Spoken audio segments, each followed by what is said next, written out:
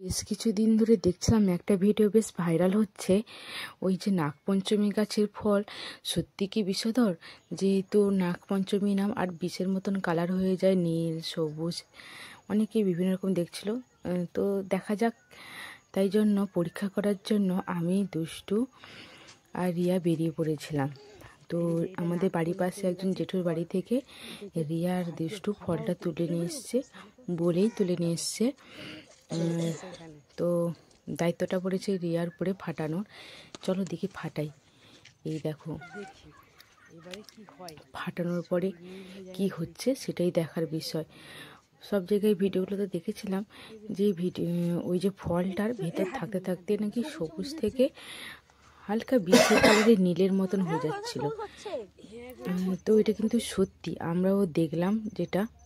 এই যে দেখো ফলটার কালার কেমন আস্তে আস্তে চেঞ্জ হচ্ছে, পুরো ডিট্টো যেটা আমরা বলি না বিষের কালার, পুরো সেই রকমই আস্তে আস্তে করে কিন্তু হচ্ছে।